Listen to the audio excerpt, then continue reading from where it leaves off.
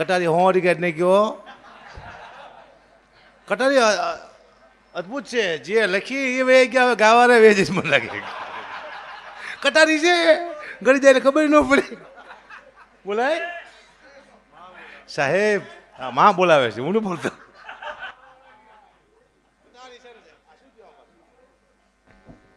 હાલો હા બસ મને કોણ કહેતું હમણાં કહેતું મને ગગુબા તમે લગ્ન ગીત ગાઓ બીજું પૈસા આપો એટલે દુઆ ગઉં છન લગ્ન ગીત મરેશિયા કહેતા તો કોક મરી ગયું દોડીને વાંહે આગળ હાલું કાંધિયો થઈ ગયો પૈસા આપો રોવાણ રોઈ નાખી હગો દીકરોનો એને કરતા ડબલ રોઈ આપણે બોલો પૈસા આપો એટલે કલાકાર કોને કહેવાય બધું આવડીને કલાકાર કહેવાય કોઈની ઈચ્છા હોય તો બોલાવજો એ રોઈને દેખાડશું આપણે કારણ કે 2 વાર એવું રોયા છીએ ને હવે આવડા ઉગી જાય હા કારણ કે હરાજમાં કાગડા ગોટે ચડી ગયા કે આપણે કોને જવું ખાવા કારણ કે કોને કોને બાળીથી ખબર ન પડી દાદા મળી જાય લેવા જાય તો કોકના દાદા હોય પછી ખબર પડે બીજા દાદા મળી જાય કાગડા ગોટે ચડ્યા સાહેબ એમ અદ્ભુત ભજનિક છે આપણી પાસે અને બહુ સારા કલાકાર છે આપણી પાસે અવાજ બહુ સારા છે અને હજી તો આવા ઘણા કલાકાર છે ચેતનાઓ બહુ જાગી છે તમે જો હાજે 50 કલાકાર જન્મે જો સાહેબ પણ મળતા એકે નથી તમે જોયું ભાઈ અમર છે કલાકાર કલાકાર કોઈ મરે નહીં જન્મે જ તે ખાલી બતાવો એક કલાકાર મેળ્યો એવું જન્મે જ તે હાંજ પડે જન્મે ગાંધર્વ છે કલાકાર ઉપર હતા દેવો પાસે અહીંયા કંઈક ભૂલ કરી જાય ને હરા પાઇપો દેવો હોય ગાંધર્વ આવ્યા નીચે થઈ ગયા કલાકાર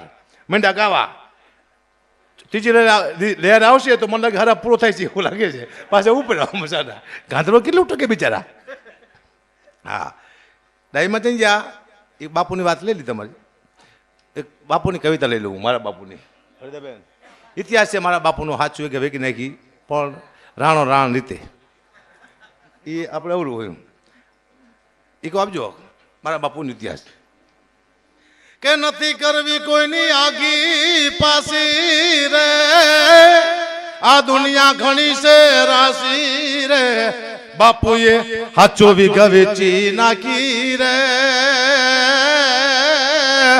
એ બાપુ મારા બાપુની રીતે રે એ બાપુ મારા બાપુની રીતે રે થેલાથી ગાડતા ખીતે રે થોડા બહોત રોજ પીતે રે જુગારમાં કોઈ દી નો જીતે રે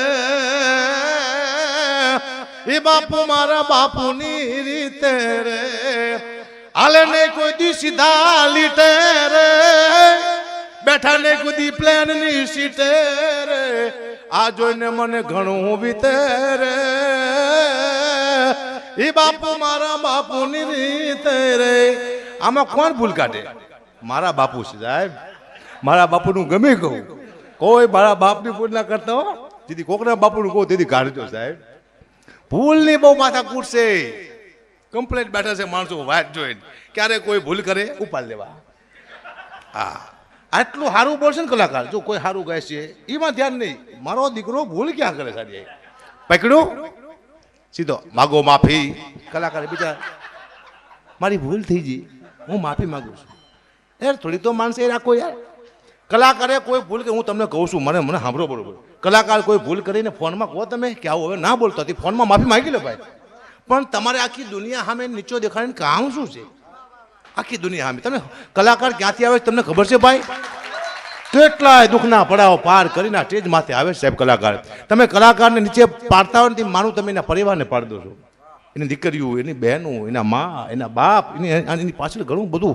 હાલતું હોય સાહેબ એટલે કલાકારની કોરોનાએ પથારી ફેરવ્યો તમે ન ફેરવતા 2 વારમાં ધોબીના કૂતરા જેવા કરી નાખ્યા છે બરાબર શાંતિ રાખજો કોઈ ભૂલ ના કરજો સાહેબ કારણ કે આપણામાં કેટલી ભૂલું છે તો પહેલાં આપણે જોઈ લઈ હું અહીંયા વાત તો કરું છું ને મને ખબર છે મારામાં કેટલા અવગુણ છે એક કઈ ગુણ મારામાં છે જ નહીં એક ગુણ સાચો હું બોલજો એ બાકી ન કરે આવું ગુણ લઈને ફરવું હમણાં મારું ઇન્ટરવ્યુ લેવાય આવ્યો ને મને પૂછ્યું અકુબા તમારે વ્યસનમાં શું મેં સ્મોકિંગ કરું છું બીજું કોઈ વ્યસન નથી પણ બધું ચેક મેં કરી લીધું છે કોઈ વસ્તુ બાકી નહીં ચેક બધું કરી લીધું છે કદાચ ફોટો કેવા થાય કે ચેક કરતા તારે ભાઈ બહાર નીકળવાનો દરવાજો રાખો સાહેબ જાઓ બહાર સમજા સાહેબ ખારું મારું કડવું સાહેબ હવે તું જિંદગીમાં સમજા હું કોઈ સલાહ નથી આપતો, સલાહ કોઈને નહીં આપવાની. સલાહ આપો ને હામી આવે છે. મેં કોઈને કીધું કે તમે આ વસ્તુ મૂકી દો, કોઈ પીતો હોય ને કોઈ તમે દારૂ મૂકી દો, સવારમાં ફોન આવ્યો ક્યાં તમારા બાપનો પીવું છે. મેં કહેતા ભાઈ તમને મજા આવી કરો ભાઈ, અમે તમને ના પડતા. કારણ કે વ્યસન મૂકવા અમારું કામ જ નથી. હું બીડી તમને શું મુકાઈ શકું? 5000 કારખાના છે બીડીના, એ બંધ કરે સરકાર એટલે બીડી બંધ થઈ જાય, મારું કામ જ નથી. 5000 કારખાના તમાકુના છે, તમાકુ બંધ કરે કારખાના, એ સરકારનું કામ છે. પણ તો અમે ના પાડી છીએ, પણ અમે હવે ના નહીં પાડી, બહુ ના પાડી સાહેબ. હું હા એટલા બધા મિત્રો હતા મારા, આ બધા કલાકાર છે.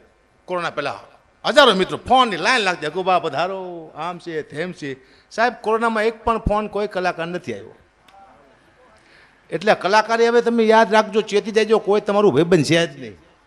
તમને કોઈ કલાકારનો કીધું કે ભાઈ એક 50,000 રૂપિયા લઈ જાજો તમારે તકલીફ છે, ના. દાંત કાઢતા હતા, કેવા મારા દીકરા લાઈવ થાય છે, આમ કરતા.